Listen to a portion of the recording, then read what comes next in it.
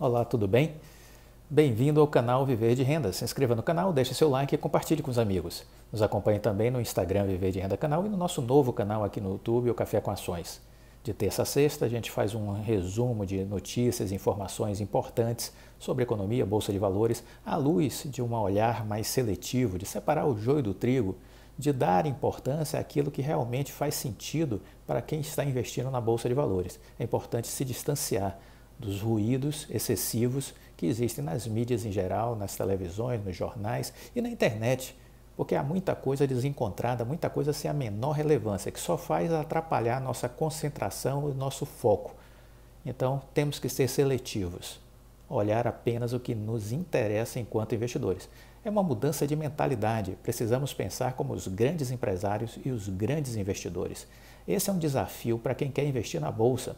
A maioria das pessoas tem um mindset diferente, tem um mindset que não está acostumado a raciocinar, a pensar como os grandes empresários e investidores. E isso os deixa em desvantagem na bolsa de valores, porque serão mais bem-sucedidos na bolsa aqueles que entendem essa lógica, essa dinâmica empresarial e como funciona a cabeça dos grandes empresários e dos grandes investidores. Você precisa desenvolver essas habilidades e essas competências. Faz isso como? Estudando. Se você não teve oportunidade, não tem oportunidade de trabalhar em grandes empresas nacionais ou internacionais, se você não tem a condição de estar convivendo com a alta administração dessas empresas, você precisa estudar para entender como funciona a dinâmica empresarial. Nesse fim de semana, no nosso estudo de caso, eu procurei ajudar vocês mostrando como funciona um planejamento estratégico de uma empresa. Como é que uma empresa faz o seu planejamento estratégico, que é uma ferramenta super importante e muito utilizada pelas grandes empresas, sejam elas brasileiras ou estrangeiras. Então, como se dá esse planejamento estratégico? Como se dá a fase que antecede o planejamento estratégico, que é o diagnóstico, que é uma análise situacional do momento que você está vivendo, das perspectivas para a empresa no futuro, né? Os desafios, as grandes dificuldades, para onde está caminhando os mercados onde essa empresa atua, tudo isso é feito nessa fase preliminar, que é o que a gente chama de diagnóstico. Esse diagnóstico depois vai estruturar as condições para você, identificado o seu momento, a sua realidade, o seu problema, os seus problemas, construir então um planejamento estratégico que vai reposicionar a empresa, que vai colocar ela em um outro patamar, que vai fazer com que essa empresa tenha uma estratégia, tenha objetivos de curto, médio e longo prazo, que tenha muito definido suas metas, os resultados e os prazos ao longo do tempo e que possa então construir estratégias, que é o como fazer, o como chegar lá, o como alcançar os resultados que você está dizendo que vai chegar. Tudo isso consiste nesse planejamento estratégico. Uma ferramenta importante, um conceito importante que todo investidor precisa entender, porque entender isso é essencial para conseguir interpretar o universo corporativo. Além disso, é uma ferramenta importante para as nossas vidas. Eu utilizo o planejamento na minha vida. Todo ano eu faço o planejamento para o ano e faço o meu planejamento também para médio prazo, para longo prazo, para 3 anos, 5 anos. Eu procuro projetar um pouco o futuro. O planejamento permite fazer isso, você projetar um pouco o futuro, onde você quer chegar, onde você quer estar e aí construir as estratégias de como você vai fazer mensalmente para chegar lá. Entendeu? É um plano de voo e que você precisa construir. Se você quer sair daqui, vamos supor, de São Paulo e chegar em Paris, você tem que ter uma rota, você tem que ter uma estratégia, você precisa ver se vai precisar abastecer, se não vai, que horas vai sair, que horas você quer chegar lá. Tudo isso você constrói no seu plano de voo. Então, o planejamento é essa ferramenta que lhe ajuda a fazer isso.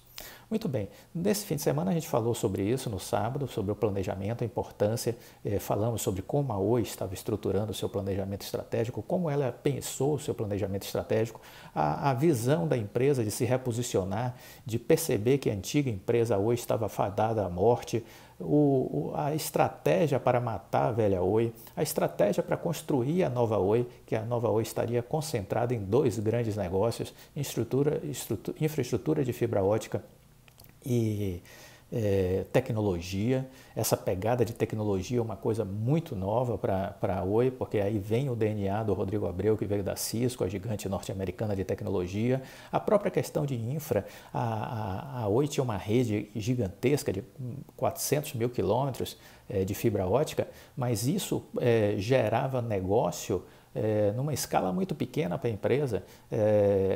O que gerava de receita dentro da estrutura de negócios da empresa era muito pouco, e a participação que a Oi tinha de mercado na venda de banda larga era muito pequena, e hoje ela já se reposicionou, já tem 30% de market share nessa área de fibra ótica. Então isso é importante a gente entender e perceber como é que isso foi estruturado e o passo a passo para chegar lá, né? Que é exatamente você tem uma grande meta, para um planejamento você traça para 2025, para 2029, 2030, mas você tem que ter metas intermediárias, metas de curto prazo também.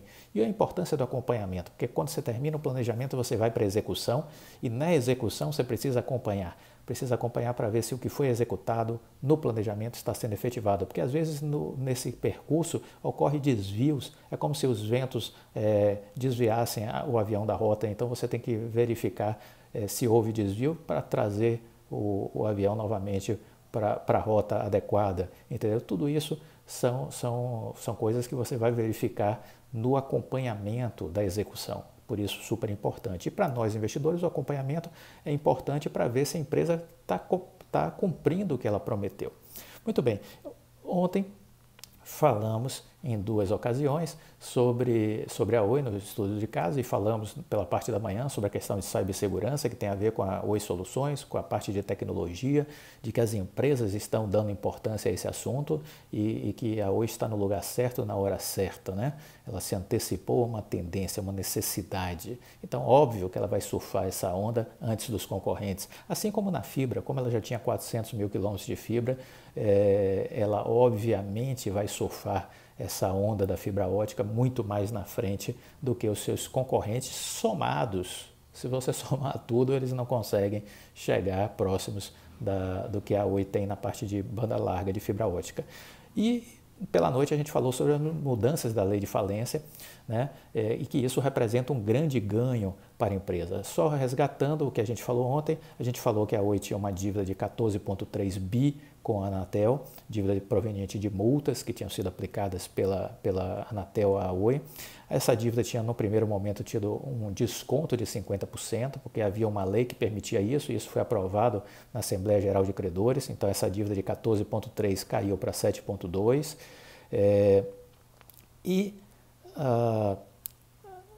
Houve uma nova lei que foi aprovada na Câmara de Deputados e no Congresso, que aumentou esse desconto da dívida de 50% para 70%.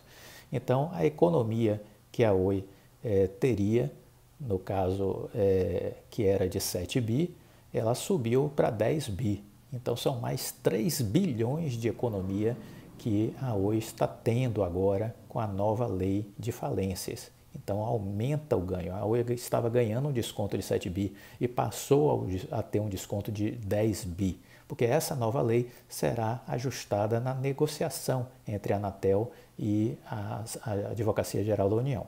Muito bem, é só isso? Não. Uma outra coisa importante é que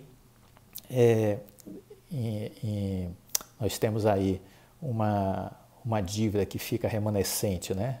Tirando os 14,3 menos esses 10, a gente fica com uma dívida remanescente de 4,3 bi, que a Oi terá que pagar à Anatel, mas a Oi também possui depósitos judiciais que foram feitos lá no início da recuperação judicial para quitação de dívidas.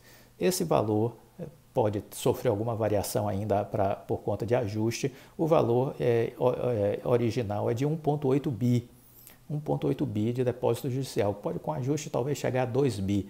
Então esse uso desse recurso de depósito judicial poderá ser utilizado para amortizar a dívida de 4,3 bi com a Anatel. Então veja, se a gente ajustar aqui para 2 bi esse valor depositado em juízo, menos os 4,3 bi, a gente vai estar falando que a dívida da Anatel com a Oi vai ficar em 2,1, o saldo remanescente, 2,1. é o saldo remanescente.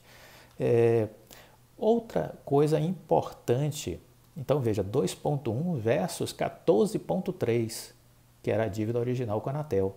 Então estamos falando aí de um ganho que a Oi está tendo do ponto de vista de redução de dívida de 12,2 bilhões. Isso é um negócio extraordinário. Está reduzindo sua dívida em 12,2 bilhões com a Anatel.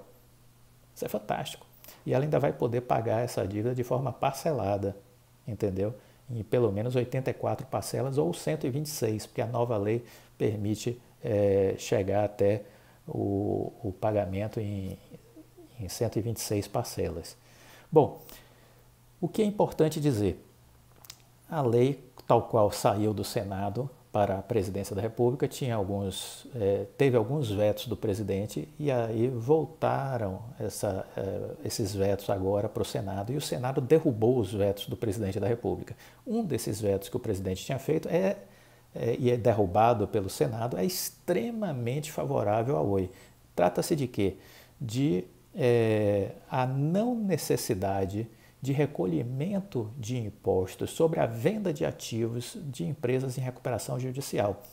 A Oi, com a venda do data center, das torres, da Oi Celular, de parte do capital da Infraco, deverá estar tendo um ganho aí da ordem de 26 bilhões, sendo conservador, pode ser até mais, mas vamos considerar 26 bilhões somando tudo isso aí da venda dos ativos, 26 bi. Isso geraria uma taxação, ou seja, a necessidade de pagamentos de impostos na casa de 9 bilhões de reais, 9 bilhões. Com a lei que foi agora aprovada sem os vetos do presidente no Senado, a Oi deixará de pagar em impostos, em tributos, 9 bilhões. 9 bilhões será a economia da Oi pela não necessidade de pagamentos de impostos. Então esse é um outro ganho que a Oi está tendo. Percebam a magnitude disso. Percebam a magnitude disso. De desconto de dívida, que nós estamos falando aí de cerca de 12 bi, e agora do não pagamento de impostos são mais 9 bi. Ou seja, somando isso aí, a gente está falando de 21 bilhões de ganho que a Oi está tendo. Não é dinheiro que entra no caixa, mas é dinheiro que deixa de sair do caixa. Percebe? Não é dinheiro que entra no caixa, é dinheiro que deixa de sair. Isso tudo vai aparecer nos balanços da empresa nos próximos trimestres, a partir do momento que as coisas forem amarradas do ponto de vista legal, né? Então, a gente fique muito atento ao balanço do primeiro trimestre, do segundo trimestre, porque esses balanços vão trazer seguramente as informações com relação a esses assuntos. E aí a gente vai ver que a saúde financeira da empresa muda gigantemente, muda de forma extremamente positiva. Então a gente precisa entender isso, porque as pessoas precisam entender o valor que a empresa começa a ganhar, tanto do ponto de vista de execução do seu planejamento estratégico, como de readequação de toda a sua estrutura de dívida. Lembre-se que essa empresa chegou a dever 65 bilhões de reais quando entrou em recuperação judicial e está saindo da recuperação judicial com uma dívida, provavelmente somando com a dos bancos e mais esse saldo remanescente da Anatel, com uma dívida que talvez esteja aí na casa de 8 bilhões, mais ou menos. Vai ser a dívida da Oi. Lembrando que essa Oi tem em caixa em torno de uns 4 bi. Entendeu? Então, essa é a estrutura de dívida que a Oi vai ficar ao final desse ajuste de contas que nós estamos falando hoje. Então, esse foi o vídeo para abrir a semana. Desejo uma ótima semana a todos vocês. Fiquem com Deus e até a próxima. Tchau!